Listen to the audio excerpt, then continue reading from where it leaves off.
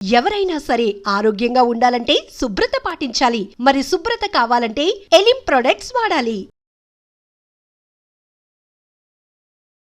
నమస్కారం అండి. నమస్కారం అమ్మ. ఎంతసేపున భక్తి భక్తి అంటుంటాం. అసలు ఏంటి నిజమైన భక్తి ఏంటి?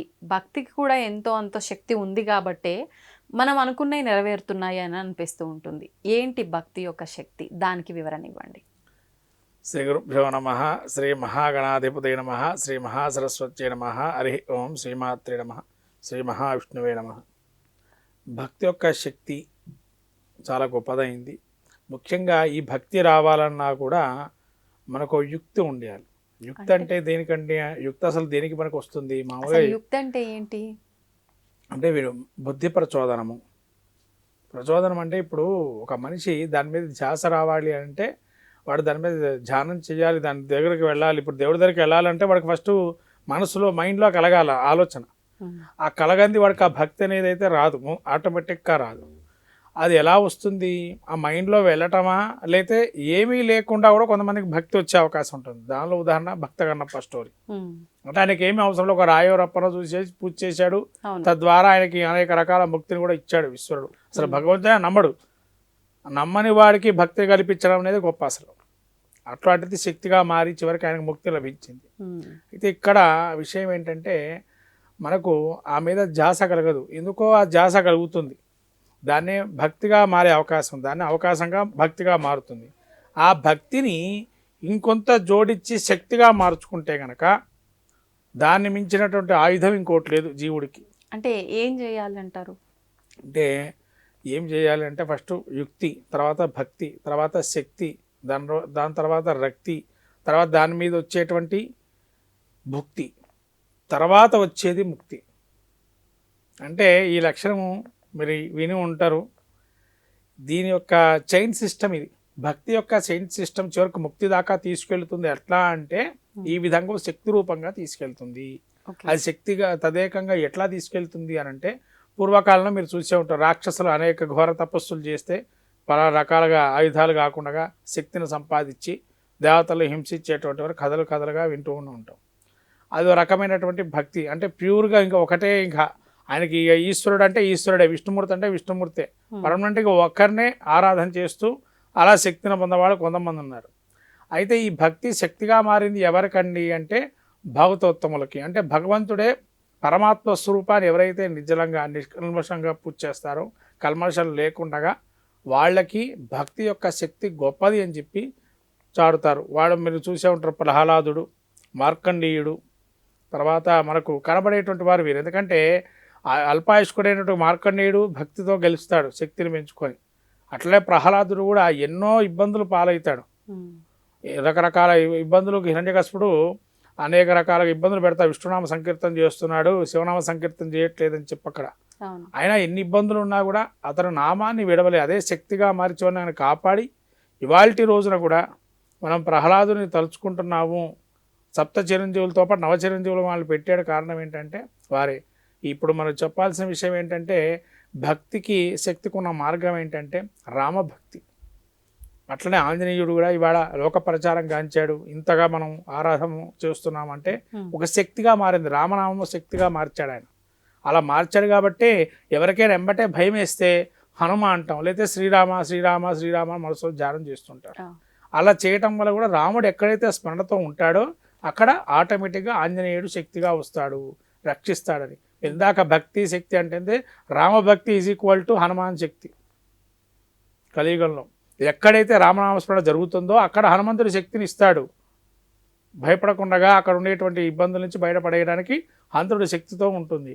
ఇది అందరూ కూడా ఇది దీనికే కాదు. అట్లనే శివుడు కూడా తన ధ్యాన మార్గంలో రామాన్ని ధ్యానం చేస్తున్నాడు. అంటే ఒక పదాన్ని ఎవరైతే వాడుతారో వాక్కు సంపద కూడా అందరికీ ఉంటుంది. వాక్ సంపద కూడా కొంతమంది అనేక విధాలుగా వాడుతూ ఉంటారు. కానీ వాక్ సంపద ఎప్పుడైతే వాక్కుని ఎవరైతే జాగ్రత్తగా వాడతారో వాళ్ళకి భక్తికి ప్లస్ మౌనస్వామి అని అంటూ ఉంటాం. మౌనంగా ఎవరైతే ఉంటారో వారు కూడా ఒక భక్తికి శక్తిని తోడ్పాటు చేసినట్టే. అదే కానీ మౌన వ్రతాలు చేస్తుంటారు కొంతమంది. ఈ మౌన వ్రతం వల్ల ఏం కలుగుతుంది అంటే మనం ఎప్పుడైతే వాక్కుని చాలా శుద్ధిగా పెట్టుకుంటామో వాడికి ఆ శక్తి ఎక్కువగా ఉంటుంది. అంటే కొంతమంది ధ్యానం చేస్తుంటారు, కొంతమంది జపం చేస్తుంటారు తదేకంగా ఒక మంత్రాన్ని. అది శక్తిగా మార్చుకోవాలంటే ఎన్నో లక్షల జపం చేయాలి. ఆ. ఇప్పుడు బ్రహ్మ విద్య అనేది ఉంటుంది, శ్రీ విద్య అనేది, అది కొన్ని లక్షల జపం చేస్తే తప్ప అది ఒక శక్తిగా మారదు. అంటే అతను ఏదనుకుంటే అది ఆ శక్తిగా మారుతుంది. అందుకని దీక్షగా పెడుతుంటారు. ఇప్పుడు 45 రోజులు చేయండి, ఇది 42 రోజులు చేయండి, 68 రోజులు చేయండి. అయ్యప్ప దీక్ష ఉంది, దాన్ని 41 రోజులు 42 రోజులు. ఎందుకు అలా చేయటం వల్ల ఆ శక్తి, ఆ భక్తి అనేటువంటి శక్తిగా మారడానికి అవకాశం ఉంటుంది అనేది. అలా చేయటం వల్ల ప్రతి జీవుడికి కూడా ముక్తి లాభం కానీ పాపక్షయం కానీ నడుస్తూ ఉంటుంది ఇక్కడ భూలోకంలో.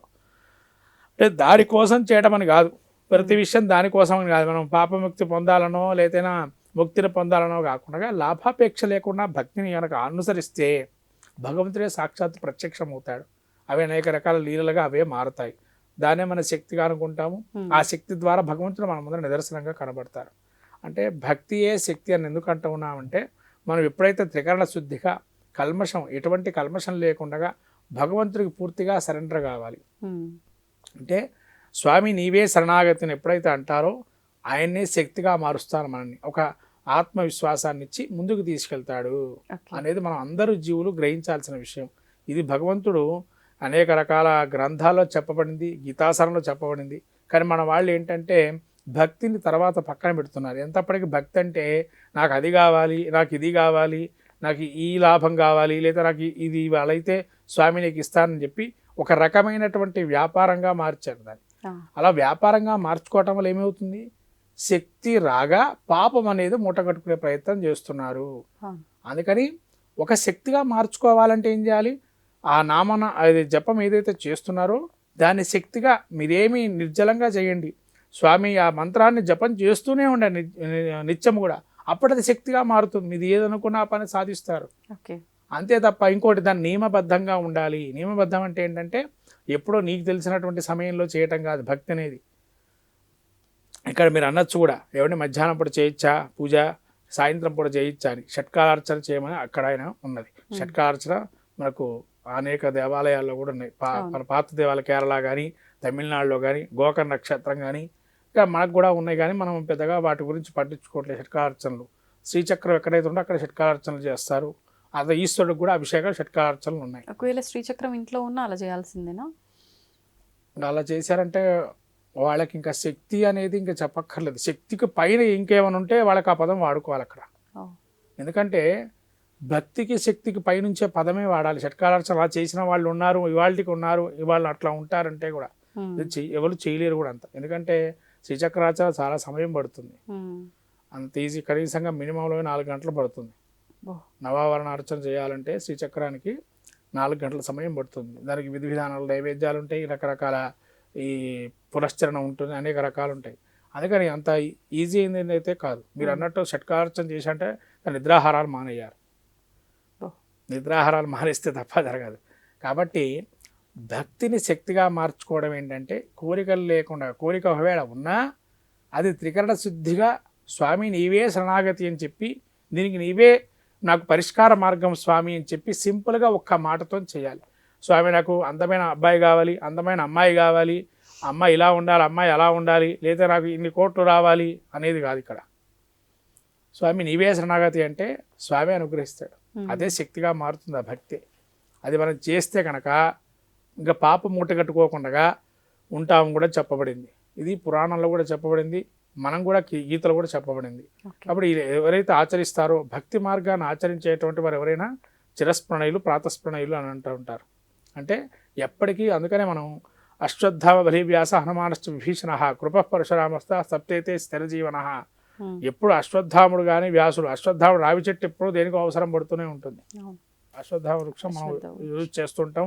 ఇక కొంతమంది అయితే రెమెడీస్ చాలా రకాలుగా చేస్తుంటారు అశ్వత్థ వృక్షం కింద. తర్వాత అశ్వత్థ బలివ్యాసుడు, బలి చక్రవర్తి భూమిని చివరికి దానం చేయడానికి 3 అడుగులు కావాలంటే ఇస్తా అని చెప్పి విష్ణుమూర్తి అడగంగానే ఇచ్చాడు.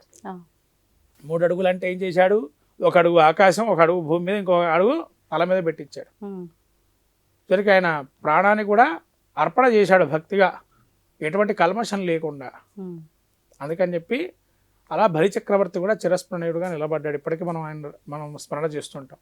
వ్యాసుల వారు, వ్యాసుల వారు చెప్పొచ్చు ఇక వేదాలు ఆయన రాసినటువంటి గ్రంథాలు అనేక రకాలు ఉన్నాయి, అవును. వేదాంత గ్రంథాలు.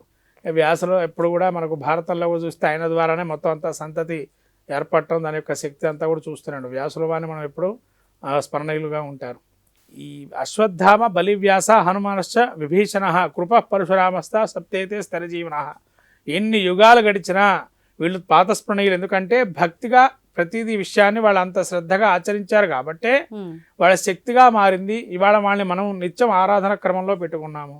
అందుకనే ఆరాధన క్రమంలో పెట్టుకున్నాం వాళ్ళు కాబట్టి వాళ్ళు ఉదాహరణగా తీసుకోవటం అంతే తప్ప వాళ్ళ యొక్క ఇది కాదు. వాళ్ళు ఉదాహరణగా మనం తీసుకోవాలి. ఎంత చేశారు వాళ్ళు, ఎంత చేస్తే వాళ్ళు ఇవాళ మనం వాళ్ళని రక్షిస్తున్నాం, ఆ ధర్మాన్ని వాళ్ళు చేసే ధర్మాన్ని మనం తెలుసుకోవాలి. అందుకని వీళ్ళని చూడాలని చెప్పింది.